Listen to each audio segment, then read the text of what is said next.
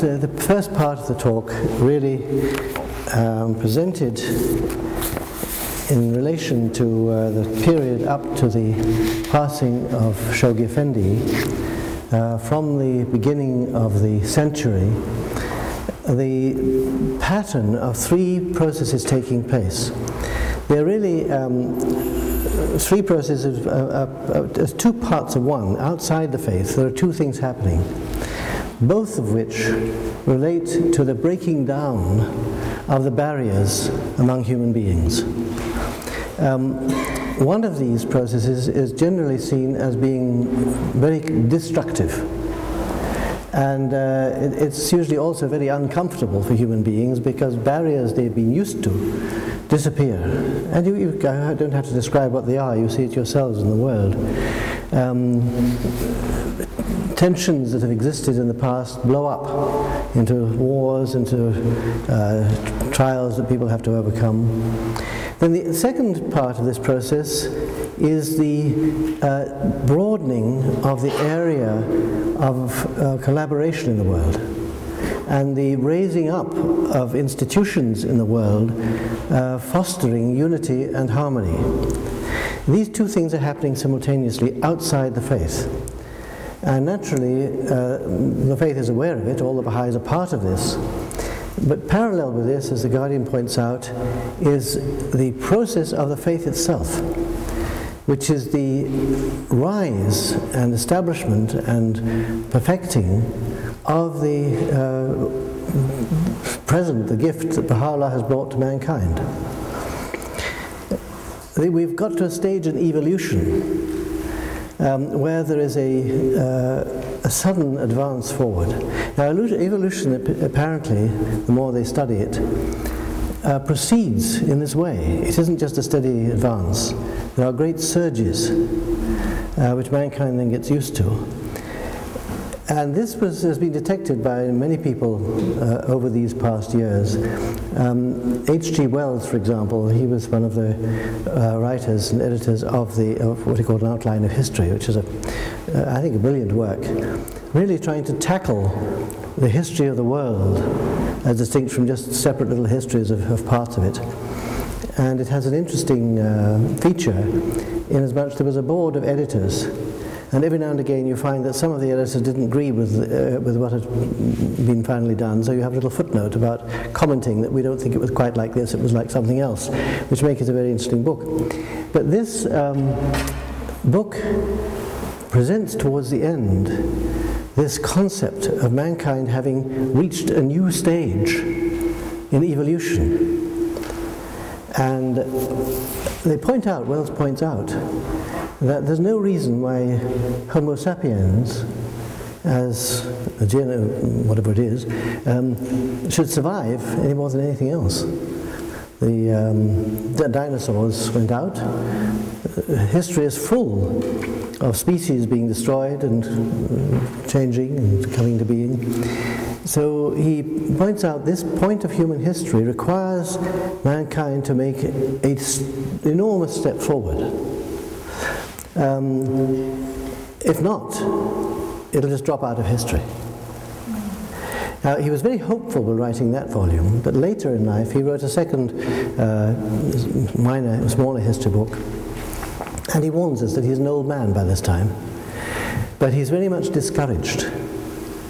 He says, as far as he can see, there are a few human beings are going to seize the possibilities to understand what is happening to mankind and rise to the challenge. But he fears that the vast majority won't bother about it. They'll carry on with their normal work and gradually just disappear. So that part of mankind, he came to the conclusion because of this, that mankind in fact was on its way out. Naturally we don't believe that, but we see the same process happening. It isn't just that many people oppose the unity of mankind, but vast numbers of people aren't interested in that. They're interested in their own particular little businesses, and they go away at that, ignoring the effects on the rest of mankind. So this is the pattern that the book portrays. These two advances, or two changes in the world as a whole, but above all, the importance of the rise of the faith. To a non-Baha'i sociologist, the rise of the faith may at this time seem to be a very minor issue. But it's like the beginnings of almost everything. The very beginnings are almost imperceptible. But understanding as we do that Baha'u'llah is the manifestation of God who is sent here precisely to raise mankind to the next stage of its evolution, we know that every aspect of the development of the faith is of tremendous importance for the whole of mankind. And that really is also what this book is about. The central theme of this book is about the rise and establishment of the Baha'i order in this period of the 20th century. We got as far as last time as in history as the passing of Shoghi Effendi. How many of the friends here actually were Baha'is during the time of Shoghi Effendi? You put up your hand, anyone who was? 1, 2, 3. Were Baha'is during the lifetime of Shoghi Effendi? You were, obviously, yes? But I did not see him. No, you don't have to see him. Just how many Baha'is are here from that period? Before, how many Baha'is now was before November 1957? 1, 2, 3, 4, 5. Yeah, you see, it's not a lot. 5. It shows how much the faith has grown since those days. But it was, of course, to the Baha'is of that period, the passing of the Guardian was completely unexpected and absolutely shattering. And this period immediately following the passing of Shoghi Effendi is of tremendous importance in the history of the faith. One couldn't see it approaching, but looking back you can see certain things that the Guardian did. And Ruhiyya Khanum said he himself didn't seem to foresee his passing, and I was consciously, and she should know, he would be talking with her. But his action, for example, in one of his last messages, in referring to the hands of the cause as the chief stewards of Baha'u'llah's embryonic world commonwealth, was crucial to the unity of the faith. Now, it wasn't that he appointed them as that. He simply said that's what the hands are, and they would have been so if he continued to live. But you see the significance of that title when he died. The steward is someone who's in charge of the place for the boss. And if the boss isn't there, or he dies and the heir can't take over, he keeps running. He's running. And that's what the hands did. And they're the chief stewards, because there's another place where the Guardian refers to the National Assemblies as stewards of the Baha'i World Commonwealth. So these were the chief stewards, which again is important because it let the National Assemblies know where they should turn. Now, we saw Ruhiyya Khanum at that time and marveled at her strength, because as anyone could see, she'd be absolutely shattered at such an event. I mean, he wasn't only her guardian, he was her dearly loved husband, and they'd gone through very hard times together. And she just simply drew together everybody. She stood at his grave anointing the friends as we went by his funeral. She was the one that gathered all the hands together and persuaded them to meet in Bahji. I don't think they had any resistance to doing that, but she had to get them together. And it wasn't easy because the faith was still very much both Eastern and Western. The laws of the faith which had been applied in Iran had mostly not yet been applied in the West. So even the hands of the cause had to recognize that the Guardian had applied the laws and principles of the faith in accordance to the stage of development and the capacities of the Baha'is in the different parts of the world. And that took quite a bit of rethinking. I've heard her say several times more recently, however, there were two things which upheld her after the Guardian passed away. One was some years before, I think it was years before, some time before anyway. One day the Guardian, when writing or at his desk, suddenly said to her, "What will you do after me?" And she was horrified. She said, "Choki Effendi didn't say that." Well, he was a young man still. He was desperately upset that he was talking about his dying. And he just ignored her protests and said, "You will travel and encourage the Friends." He did, then he went on to some other subject. I don't know whether it was an instruction or just he saw what she would do. And of course that's where she felt she should do that after he passed away. When they were in London, the Guardian had been ill with Asiatic flu. And he'd been working hard on the maps of the 10-year crusade. And he had a tremendous burden with the 10-year crusade. It had been going wonderfully at first, then it was slowing down. He was very worried about it. And he was exhausted. And he suddenly said to Ria Khanum, "I can't go back to Haifa. I won't go. You must go ahead of me and you'll know what to do." And again she was rather taken aback, but at that point it seemed to her that she was going ahead of him and would do it. But she knew afterwards this had a more profound implication, and again strengthened her that he should say, you will know what to do.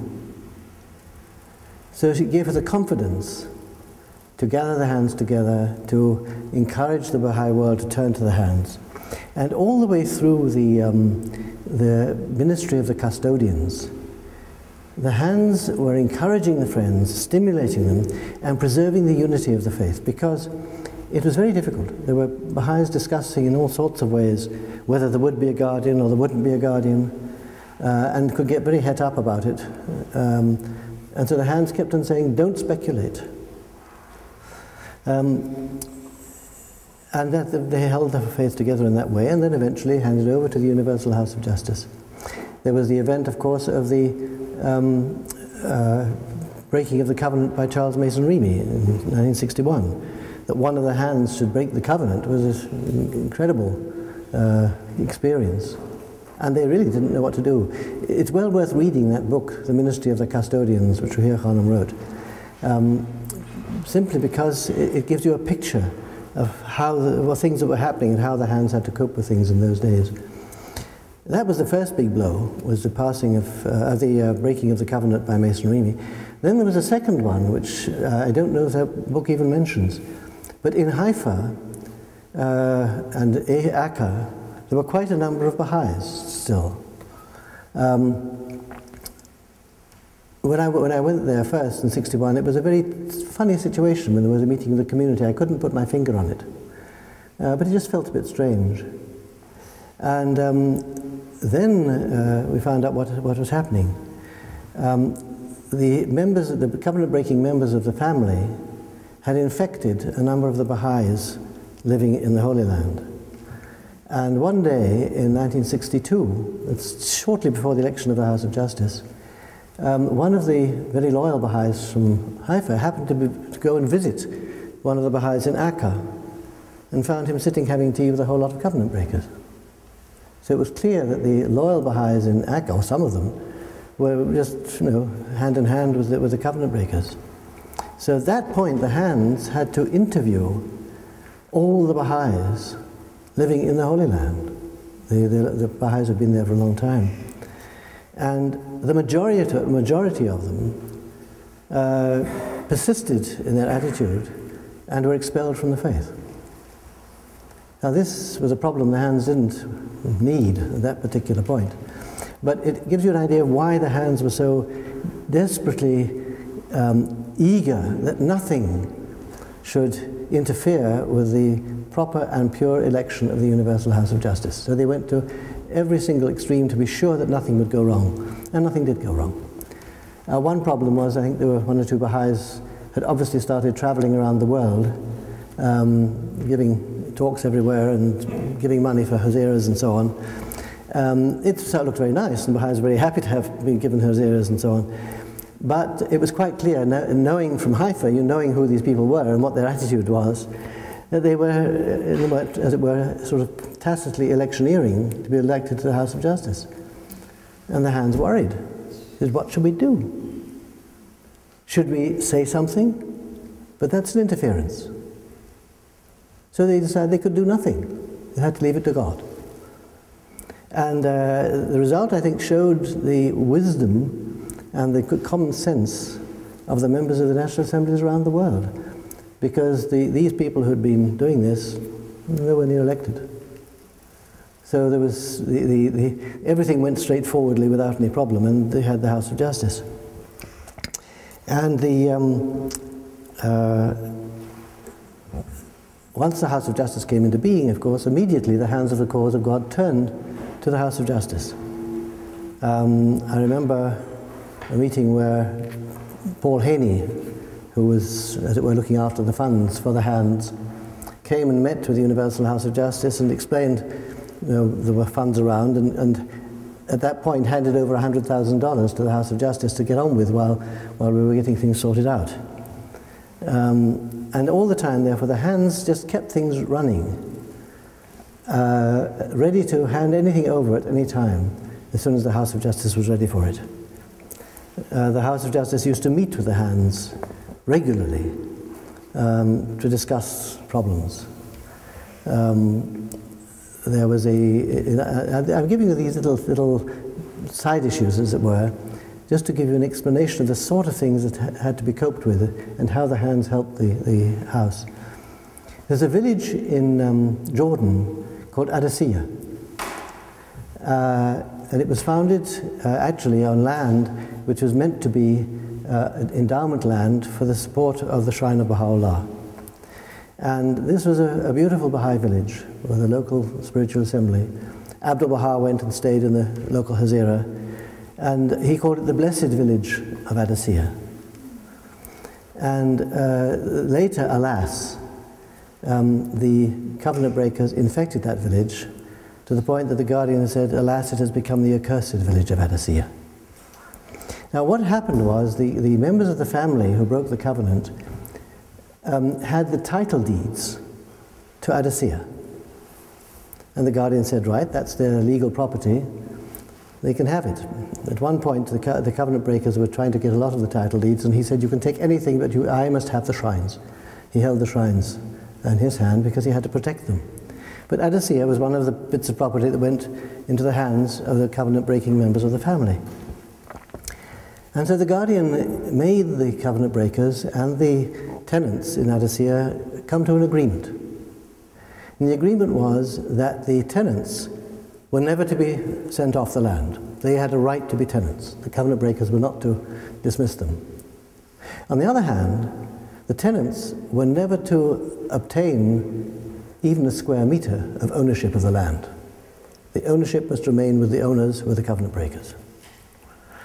Now what happened at this point, after the election of the House of Justice, was that the covenant breakers had fled away from Jordan, and the Jordanian government had nationalized the land, and were giving the land of former landowners to the tenants. And so the tenants in Adesiyah wrote to the House of Justice and said, can we accept this land from the government? And then the House of Justice consulted with the Hands of the cause, and we had the whole background, and answered the tenants, said no, the Guardian has insisted this agreement be signed and you must remain true to it. You cannot accept a square meter of that land. If they allow you to continue to farm there, God bless you, but no, you can't accept it to own it. And the Baha'is of Adesiyah obeyed. And it wasn't too long after that that the Palestinian Liberation Organization moved into the area and drove out the people from that area, and the Baha'is went and lived in another part of Jordan, and that became a little center of attacks on Israel. But it was this knowledge of the past that was so valuable from the Hands to the House of Justice to know what to answer in particular situations like this. And there are lots of these things happening. You don't find them in Baha'i News because it was a local problem.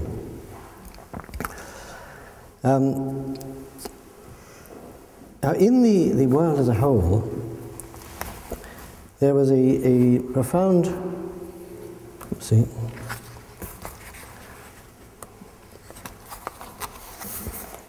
development had taken place in the attitude of human beings through this first part of the century. I hope to get the right one here. Where are we? Yeah. You know, after the war, you had the Cold War. Everyone was happily over the war with the Axis powers. Then, of course, there was the tension between the East and the West. And I'll read you this passage from, I'll read you more than I originally intended because I think you need to see the whole picture. It's on pages 88 and 89 of this book.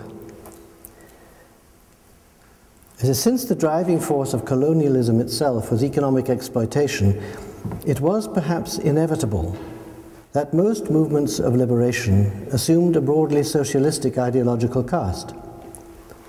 Within only a few short years, these circumstances had created a fertile ground for exploitation by the world's superpowers. For the Soviet Union, the situation seemed to offer an opportunity to induce a shift in the existing alignment of nations by gaining a preponderating influence in what was by now beginning to be called the Third World. The response of the West, wherever development aid failed to retain the loyalties of recipient populations, was to resort to the encouragement and arming of a wide variety of authoritarian regimes. And as outside forces manipulated new governments, attention was increasingly diverted from an objective consideration of developmental needs to ideological and political struggles that bore little or no relation to social or economic reality. The results were uniformly devastating. Economic bankruptcy, gross violations of human rights, the breakdown of civil administration, and the rise of opportunistic elites who saw in the suffering of their countries only openings for self-enrichment. Such was the heartbreaking fate that engulfed one after another of the new nations who only short years before had begun life with such great promise. Inspiring these political, social, and economic crises was the inexorable rise and consolidation of a disease of the human soul, infinitely more destructive than any of its specific manifestations. Its triumph marked a new and ominous stage in the process of social and spiritual degeneration that Shoghi Effendi had identified.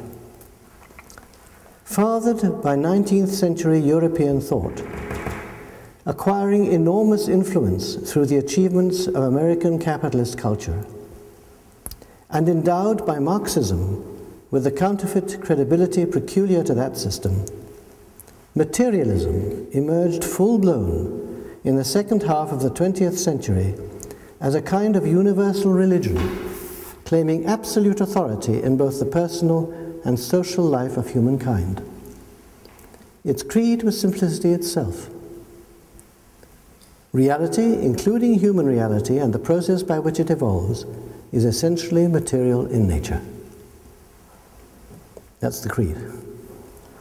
The goal of human life is, or ought to be, the satisfaction of material needs and wants. Society exists to facilitate this quest, and the collective concern of humankind should be an ongoing refinement of the system aimed at rendering it ever more efficient in carrying out its assigned task. So these, of course, are all the benevolent things, nevertheless infused with materialism. With the collapse of the Soviet Union, impulses to devise and promote any formal materialistic belief system disappeared. Nor would any useful purpose have been served by such efforts, as materialism was soon facing no significant challenge in most parts of the world. Religion, where not simply driven back into fanaticism and unthinking rejection of progress, became progressively reduced to a kind of personal preference, a predilection, a pursuit designed to satisfy spiritual and emotional needs of the individual. The sense of historical mission that had defined the major faiths learned to content itself with providing religious endorsement for campaigns of social change carried on by secular movements. The academic world, once the scene of great exploits of mind and spirit, settled into the role of a kind of scholastic industry, preoccupied with tending its machinery of dissertations, symposia, publication, credits, and grants. Whether as worldview or simple appetite, materialism's effect is to leach out of human motivation and even interest the spiritual impulses that distinguish the rational soul.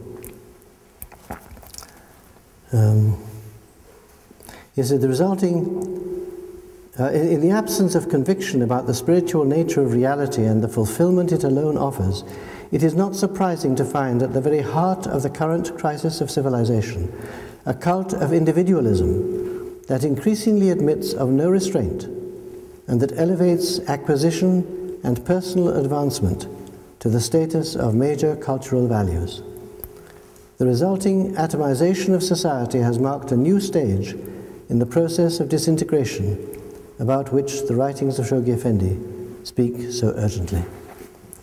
So that, in other words, is the significance of what was happening in the second half of the 20th century outside the Baha'i faith. I'm trying to avoid the sun.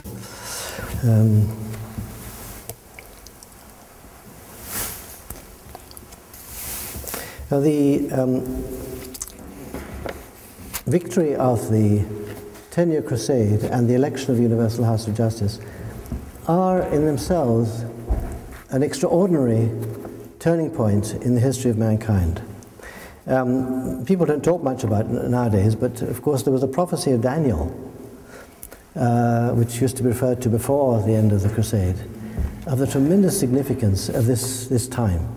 It will cause the whole of mankind to rejoice. It's come and gone, and most of mankind have ignored it, but we shouldn't forget this prophecy.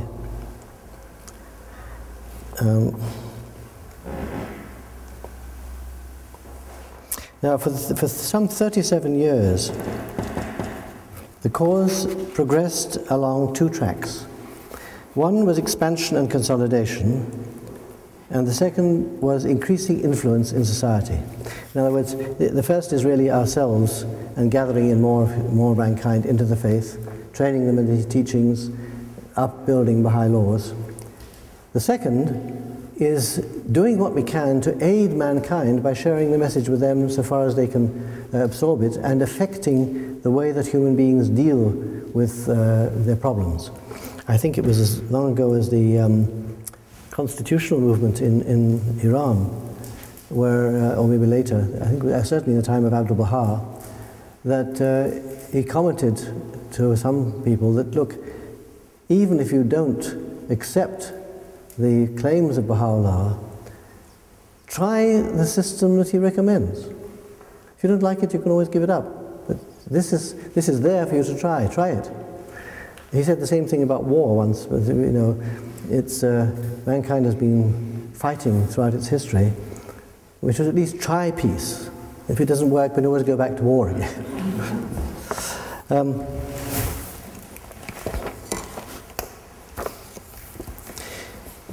So with this double process taking place in the world, the House of Justice established a series of teaching plans, very similar to the ones the Guardian had established in the world. I'll tell you when they were, because I always get confused myself of when they take place. The first of all was the 9-year plan, from 64 to 73, and there was a year of respite after that. A 5-year plan, 74 to 79, a 7-year plan from 79 to 86, a 6-year plan for 86 to 92. Now that was followed in 92 by the Holy Year, the centenary of the ascension of Baha'u'llah. And then the whole pattern began to change. One reason was the increase in the volatility of human behavior and the situation in the world.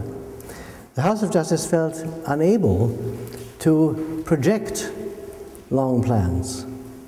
So after 62, you have a 3-year plan. from 93 to 96. Then a 4-year plan from 96 to 2000. And then a 12-month plan from 2000 to 2001, up to the end of the 20th century. And you know now there's 2 more 5-year plans followed after that. The 4-year plan marked a major change within the Baha'i community. It wasn't sudden, it was part of the gathering of the experience of the past. Because as these plans have gone ahead, there was a progressive decentralization of the planning process. It became impossible to plan everything from the world center. Not only impossible, but undesirable. So more and more the planning was pushed down to the National Assembly level with the assistance of the councillors' advice and the auxiliary board members. It took the National Assembly quite a time to work out what the fixing of goals meant. Quite a lot of them simply sent a list of goals that were nothing more than wish lists, hadn't borne no relationship to the capacity of the community. And with an increase in the size of the community, it became more and more difficult to fix numerical goals, for example. When you have 20 assemblies, you can make a nice goal of double the number of the assemblies. When you have 1,500 assemblies, if you can double them, why can't you triple them? You know, the number is so enormous. You can't give that sort of thing. Some national assemblies wanted to have goals of so many new believers. And the House of Justice said, no, that's not within your capacity. You can't decide who's going to become Baha'is. You can have goals for what you're going to do. And you can open new territories, you can form local assemblies. But to say that so many people are going to become Baha'is is not a feasible goal. So we had to always continue to concentrate on what the Baha'is should do. And over this period, gradually, the assemblies and learned better and better how to plan. And of course, at the same time, the boards of councillors and the auxiliary board members were learning their functions. And it took quite a long time for the believers to really understand what councillors were, what they were meant to do, how they fitted into the whole structure. Because some Baha'is, you know, this is, I was warned again, the thing I was saying the other day, try not to double guess what things mean for the future. We have to accept as Baha'is that because this is the kingdom of God on earth and we're receiving divine guidance through the House of Justice and through the Guardian and Abdul Baha, there are things we don't know and we can't know. It's God's business. So we shouldn't try and cook things up for ourselves before they're ready for delivery to us. One of the things the friends thought up, some friends, not many, after the passing of the Guardian was that the institution of the hands of the cause was a temporary thing. Rather like a scaffolding when you're going to build a building. That the real essence of the faith, the real administrative order, was the Universal House of Justice, the National Assemblies, local assemblies. And this other arm was a sort of funny excrescence which we seem to have around. And the real explanation was it's only a temporary thing, and once it's built up the national and local assemblies, then it'll disappear. Which is a complete misunderstanding of the whole basis, but it shows how people, by trying to explain away things they find uncomfortable, can get into all sorts of difficult situations. When we find something in the faith uncomfortable, we have to try and educate ourselves into being comfortable with it. And to understand it by understanding it in its full context. And we shouldn't be ashamed that it takes us time. We're only ordinary human beings. We're the ones that God was able to get to accept his faith after the real invitees turned it down. I mean, the kings of the world and the leaders of the churches should have become Baha'is. They didn't. Okay, we've got to struggle and do what we can. One thing that happened during this period, up to the 4-year plan, of course, was the large-scale conversion of people into the faith. It started, I think, in Africa, and then spread to the Pacific and Latin America and India.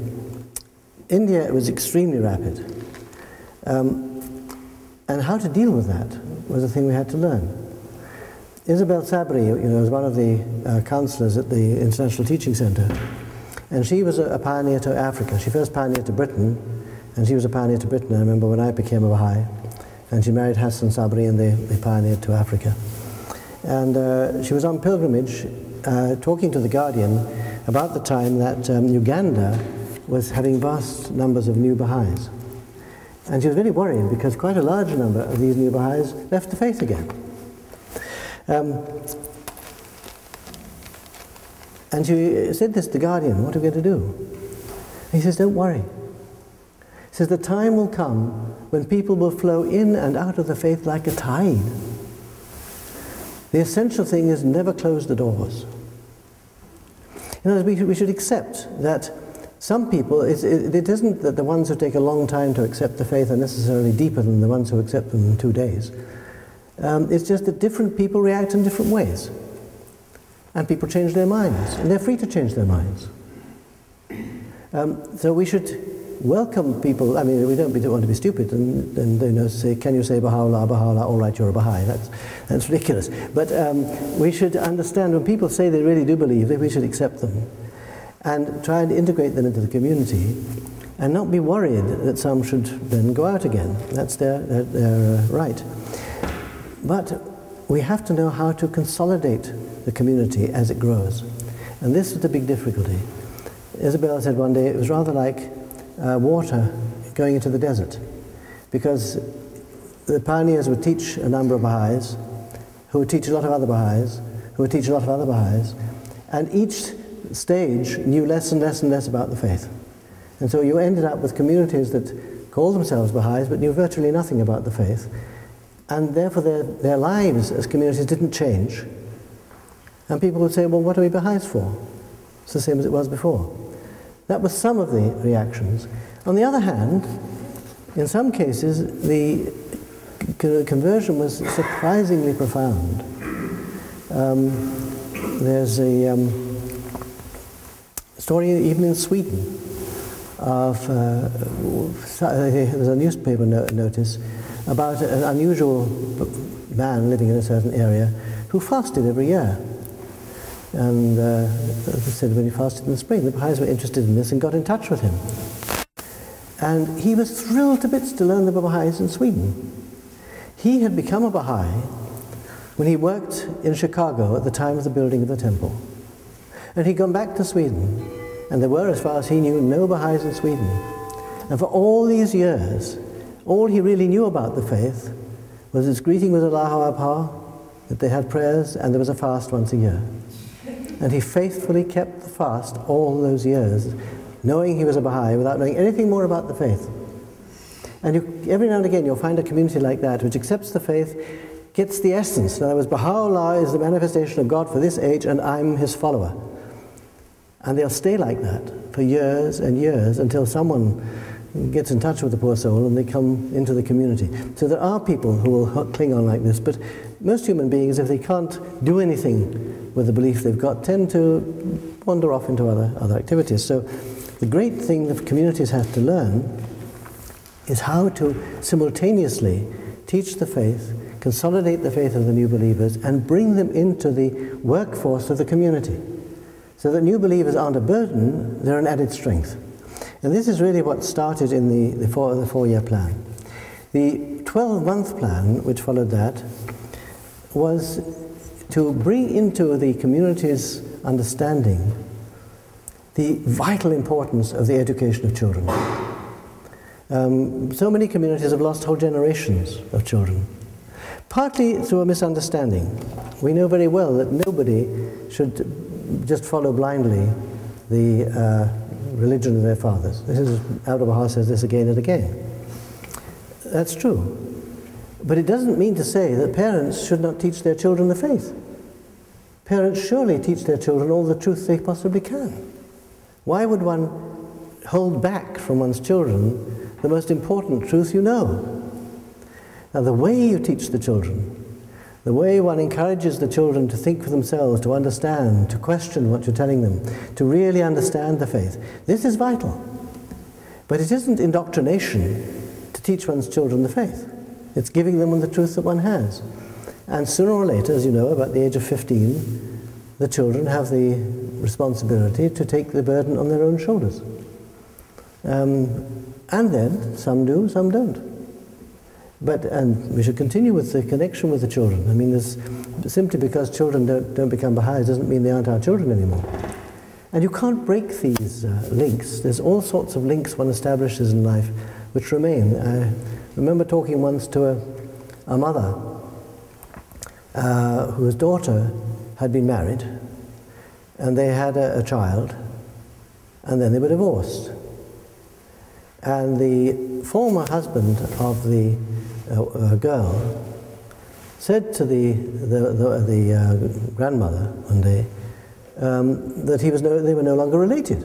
He wasn't divorced. He said, "What do you mean we're no longer related?" He said, "That's your daughter, isn't it? There was the little baby."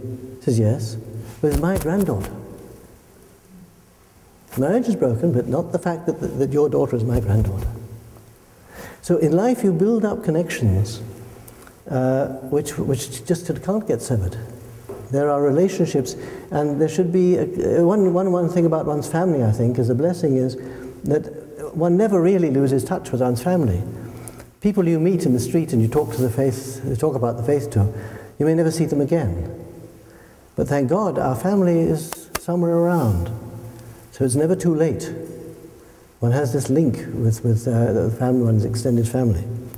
But this business of teaching the children is so very important. The House of Justice had this whole 12-month plan concentrating on the teaching of children before it moved into the first 5-year plan. Now, the revelation of Baha'u'llah, of course, is for the whole of humanity. It's not our religion. And it's our responsibility to share it with mankind and to use the teachings as well as we can in our participation in the troubles and activities of mankind. The persecutions in Iran, which suddenly burst out with such renewed vigor in 1979, produced a tremendous education of the national spiritual assemblies around the world. People who had no skill in diplomatic work, probably just ordinary citizens going about their business, suddenly found that the House of Justice said, "Please go and see the Prime Minister and say so and so and so and so." This was very difficult for a lot of friends. They had to screw up their courage to do this sort of thing. But they did it. They struggled, they prayed. And there's a story which I've often told. I hope you haven't all heard it too often. But it's reliance on Baha'u'llah that helps Baha'is do things that we think are impossible.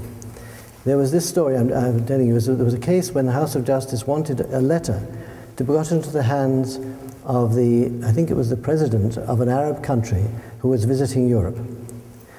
And it asked a National Assembly to get a letter sent by the House of Justice into the hands of the ambassador of that country to give to the president when he was in Europe. So the Secretary of the Assembly had this letter which the House had sent, and he got in touch with the embassy of this country and asked if he could have an interview with the ambassador to hand over a letter. And they said, "Yes, most certainly, we'll arrange that." And nothing happened. He reminded them, and they said, "Well, they haven't been able to do anything quite yet, but..." And he reminded them again, still nothing was happening. And so he realized it's the usual deal, nothing was going to happen. So he thought to himself, what is it that I haven't done that I could do?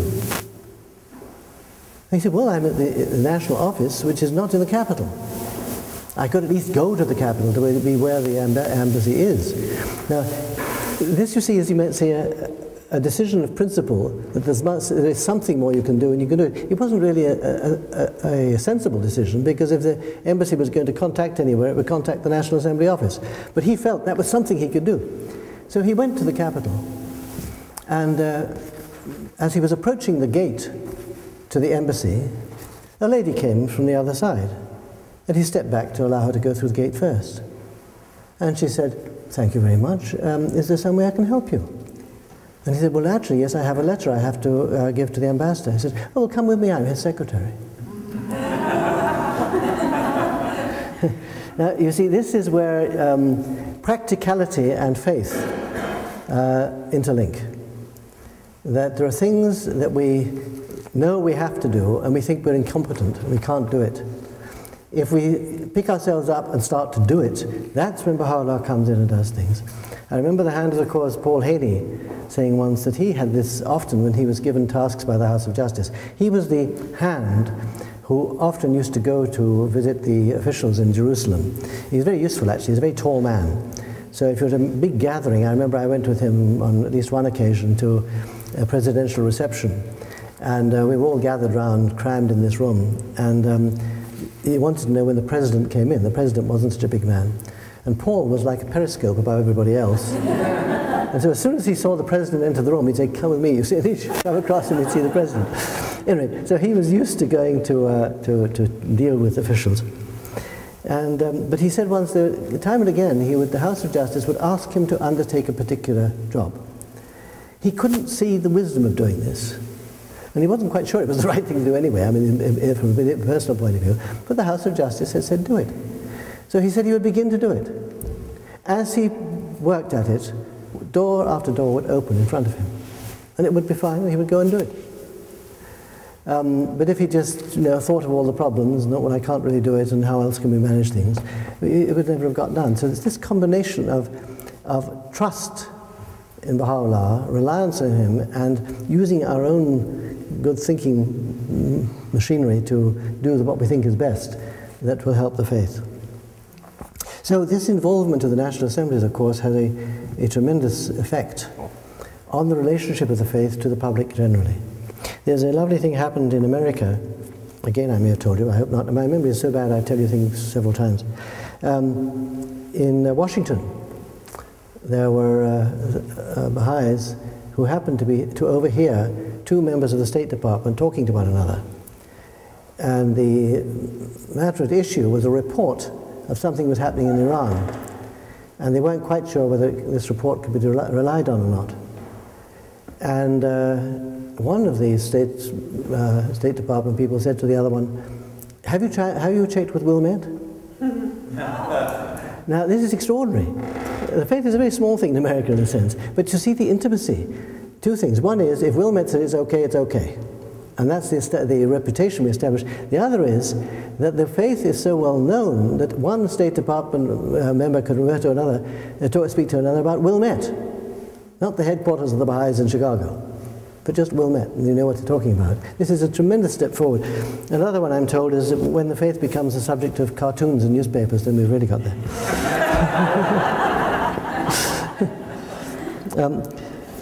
Part of the success of the faith, particularly in relation to the United Nations, has been the uniqueness of the Baha'i response to persecution. Because we aren't the only people in the world being persecuted. There are millions and millions of them. Yes. In the book it mentions that here. He says, the 20th century has, alas, been overwhelmed by the suffering of countless victims of oppression. What made the Baha'i situation unique was the attitude adopted by those who endured the suffering. The Iranian believers refused to accept the all too familiar role of victims. Like the founders of the faith before them, they took moral charge of the great issue between them and their adversaries. It was they, not revolutionary courts or revolutionary guards, who quickly set the terms of the encounter. And this extraordinary achievement affected not only the hearts, but the minds of those who observed the situation from outside the Baha'i faith. The persecuted community neither attacked its oppressors, nor sought political advantage from the crisis. Nor did its Baha'i defenders in other lands call for the dismantling of the Iranian constitution, much less for revenge. All demanded only justice, the recognition of the rights guaranteed by the Universal Declaration of Human Rights, endorsed by the Community of Nations, ratified by the Iranian government, and many of them embodied even in clauses of the Islamic Constitution. So this dignity and self-confidence and lack of vengefulness is an incredible thing you find in the Baha'i case, and it has had a profound effect, particularly on the United Nations. We've shown how the Human Rights Commission and its various agencies can work. Now this strengthened the Human Rights Commission, and there were other things happened in the world which greatly strengthened the public situation of the faith. One was in Germany. Yes, so two outstanding examples suggest the character and importance of these advances. The first was achieved by the National Spiritual Assembly of Germany, where the nature of Baha'i elected bodies had been challenged by local authorities as being technically incompatible with the requirements of German civil law. Now, what they were saying was that you cannot have one institution, namely a local spiritual assembly, under the authority of another incorporated institution in Germany. You can't have one company under the authority of another, and therefore the Baha'i constitution is unacceptable. And they were going to disincorporate the local assembly of Tübingen. In upholding the appeal of the local spiritual assembly of the Baha'is of Tübingen against this ruling, Germany's constitutional high court concluded that the Baha'i administrative order is an integral feature of the faith, and as such is inseparable from Baha'i belief. The High Court justified its taking jurisdiction in the case by adducing evidence that the Baha'i faith itself is a religion, a judgment with far-reaching implications in a society where church opponents have long sought to misrepresent the cause as a cult or sect. You see, there's a principle in German law that divine law supersedes civil law. I think they've got this for years because of the Catholic Church and the Protestant Church there. The definitive language of the judgment merits repetition, and this is the background to its decision which the Supreme Court adduced. He says, the character of the Baha'i faith as a religion and of the Baha'i community as a religious community is evident in actual everyday life, in cultural tradition, and in the understanding of the general public, as well as of the science of comparative religion. That's one thing after another. So if anybody says, oh, you're not really an independent religion, here we have a decision of the German Federal Constitutional Court producing all these evidences. And then they said it was left to the Brazilian Baha'i community to win a victory on the field of external affairs that is so far unique in Baha'i history. On 28 May 1992, its country's highest legislative body, the Chamber of Deputies, held a special session to pay tribute to Baha'u'llah on the centenary of his ascension. The speaker read a message from the Universal House of Justice, and representatives of all the parties arose, one by one, to acknowledge the contribution to human betterment of the faith and its founder. A moving address by one prominent deputy described the Baha'i teachings as, quote, the most colossal religious work ever written by the pen of a single man. That is the Federal Parliament of Brazil.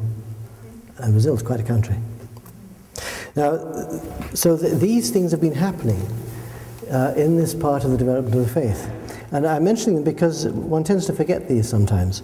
And they are very, very important in understanding the rise of the Baha'i administrative order in relation to the problems of the world.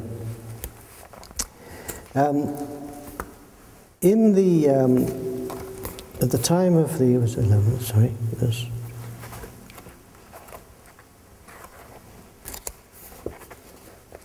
Yeah, do you remember at the end of the century there was a Millennium Assembly held by the United Nations. There were a number of Millennium things organized by the United Nations. And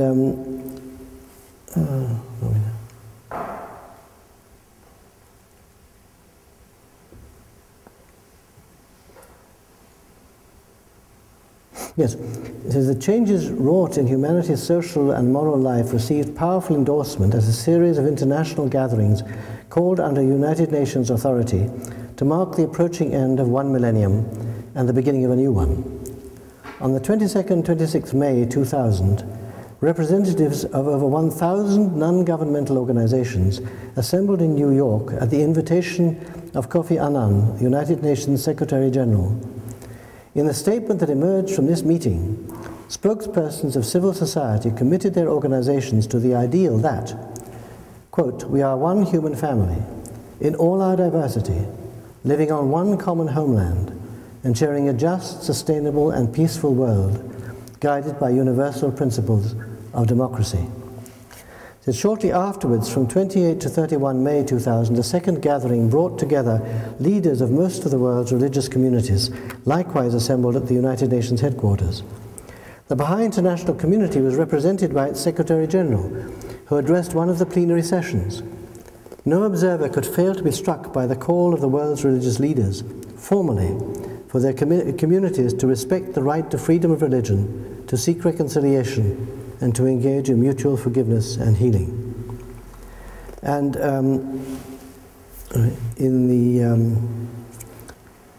yes, nothing so dramatically illustrates the difference between the world of 1900 and that of 2000 than the text of the summit resolution signed by all the participants and referred by them to the United Nations General Assembly. Quote, we solemnly reaffirm on this historic occasion that the United Nations is the indispensable common house of the entire human family, through which we will seek to realize our universal aspirations for peace, cooperation, and development.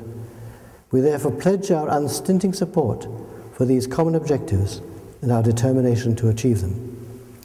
And in concluding this sequence of historic meetings, Mr. Annan addressed himself to the assembled world leaders in surprisingly candid terms, terms that, for many Baha'is, carried echoes of Baha'u'llah's stern admonition to the now vanished kings and emperors who had been these leaders' predecessors.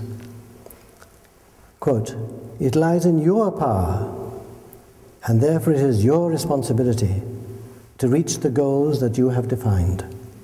Only you can determine whether the United Nations rises to the challenge. And that, for Kofi Annan, is pretty strong wording. The world as a whole and the media showed a cynical lack of interest to the whole of these events in the United Nations at the turn of the millennium. It really was something, you know, they thought it was nice window dressing, nothing very important. But it was of fundamental importance.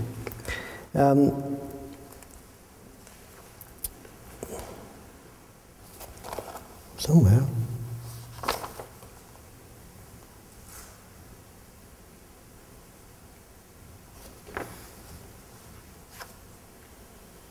Sorry. I was going to quote something which I don't think I have anymore. Still, sorry. This is part of this whole proceeding. Oh, here we are. Yes, this is it. Sorry, I leapt ahead too far. You remember when Abdul Baha was in visiting Britain, he was invited to Edinburgh, and he stayed with the house of Mrs. White, who was the wife of, I think he was a moderator of the Church of Scotland. Any Scotsmen here who know that? Was it the Free Church or the Church? Free Church of Scotland, okay. There's so many different Presbyterian churches in Scotland, it gets quite bewildering. The very famous letter he wrote to her afterwards contains the matter of the 7 candles of unity. And I want to finish by reading this particular part because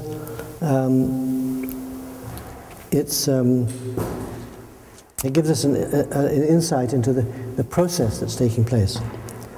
And Abdul Baha wrote to Mrs. White, O honoured lady, behold how that's unity's light, is now dawning upon the world's darkened horizons. The first candle is unity in the political realm, the early glimmerings of which can now be discerned. The second candle is unity of thought in world undertakings, the consummation of which will ere long be witnessed. The third candle is unity in freedom, which will surely come to pass. The fourth candle is unity in religion, which is the cornerstone of the foundation itself, and which, by the power of God, will be revealed in all its splendor. The fifth candle is the unity of nations, a unity which in this century will be securely established, causing all the peoples of the world to regard themselves as citizens of one common fatherland. The sixth candle is unity of races, making of all that dwell on earth peoples and kindreds of one race. The seventh candle is unity of language, i.e. the choice of a universal tongue in which all peoples will be instructed and converse. Each and every one of these will inevitably come to pass, inasmuch as the power of the kingdom of God will aid and assist in their realization. Now, there's a tendency sometimes to think of these as having to come in that order, 1, 2, 3, 4, 5, 6, 7. That isn't so. And this book comments on the fulfillment of these, or the lighting of these candles, in a way that I think is very interesting. Remember, the House of Justice has confirmed that the unity of nations, a unity which in this century will be securely established, causing all the peoples of the world to regard themselves as citizens of one common fatherland, has been established. You just look at the world. This is not a matter of the unity of the states. The unity of states is a different thing. If something happens in China, or they have a tsunami in Indonesia, the whole world's upset and worried about it. Nothing happens in the world nowadays that gets in the news that people don't respond to as fellow human beings of the people affected. So now this has to improve. Everything happens gradually, but at least we got there in this century. Now he says, while it will be decades, or perhaps a great deal longer, before the vision contained in this remarkable document is fully realized, the essential features of what it promised are now established facts throughout the world. In several of the great changes envisioned, unity of race and unity of religion, the intent of the Master's words is clear and the processes involved are far advanced. However great may be the resistance in some quarters. To a large extent, this is also true of unity of language. The need for it is now recognized on all sides, as reflected in the circumstances that have compelled the United Nations and much of the non-governmental community to adopt several official languages.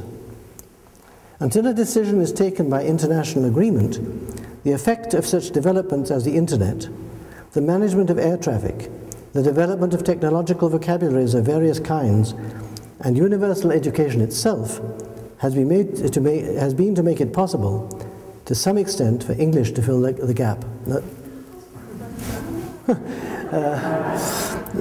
So that, in other words, whatever the government will eventually choose, the governments of the world will have to choose something because it has to be taught in the schools of the world. That's why it isn't for the Baha'is to decide which is the international language.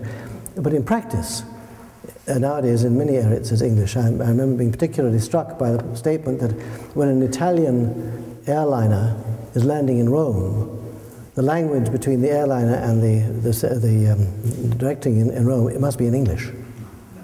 You can't have lots of people talking different languages in airliners because it drives everyone crazy. And in the country we come from, Louise and I, Switzerland, in practical point of view, the National Assembly always consults in English. It's the only common language. One of the members is German speaking, he doesn't speak French or Italian. So the only way they can avoid translating is to all speak in English, which they all speak. So this is a movement of fact which is yet to be, shall we say, legalized.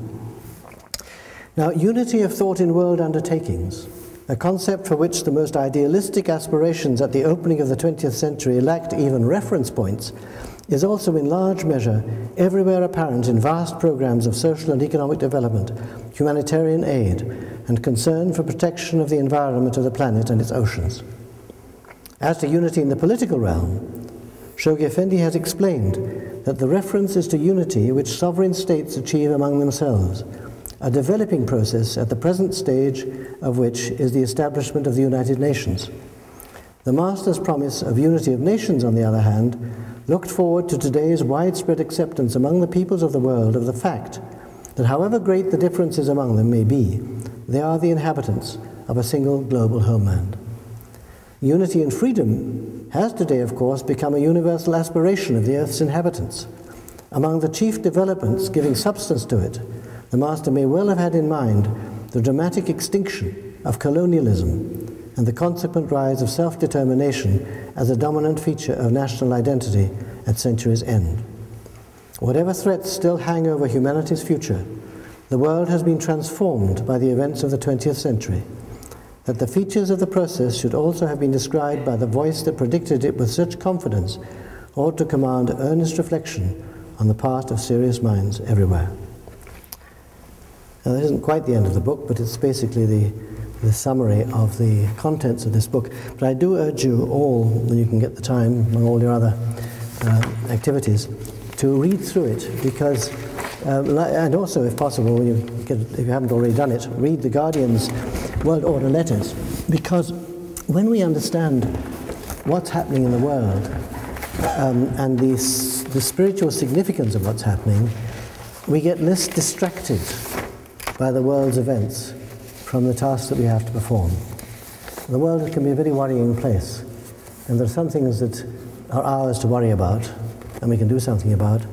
Others we can't do anything about, and there's not much point in wasting our energy worrying about them. And we have to distinguish that and concentrate our efforts on the focus that the Universal House of Justice has given us. So thank you very much.